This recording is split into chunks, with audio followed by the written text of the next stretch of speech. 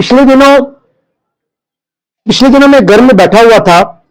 اس گھر کے رہنے والوں کی جو گفتگو تھی وہ بڑی بے معنی سی، بے مقصد سی تھی. لڑائی جھگڑا ہو رہا تھا.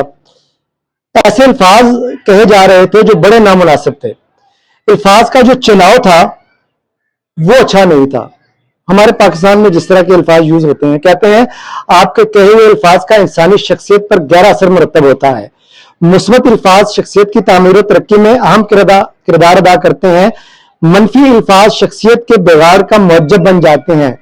یہ الفاظ ہی ہیں جو خوشی کے موقع پر حوصلہ افزائی کرتے ہیں اور غم کی صورت میں ہمت باندھتے ہیں، زخموں پر مرہم رکھتے ہیں.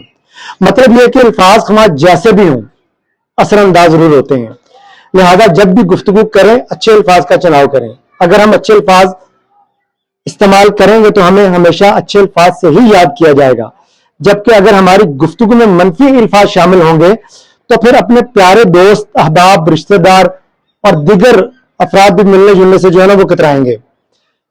اب یہ آپ پر منحصر ہے کہ آپ اپنے الفاظ سے اپنی دوسروں کی شخصیت سنوارتے، زندگیاں سیل بناتے ہیں یا نہیں.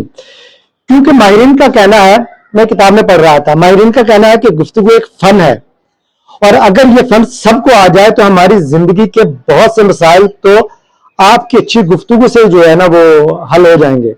بس یہاں یہی کہوں گا، اگر الفاظ کا چناؤ اچھا کریں. جب آپ بات کر رہے ہوتے ہیں تو آپ کے الفاظ آپ کی تربیت، خاندان اور آپ کے مزاج کا پتہ بتا دیتے ہیں. بے لگام الفاظ بے لگام جانور کی مان دیتے ہیں.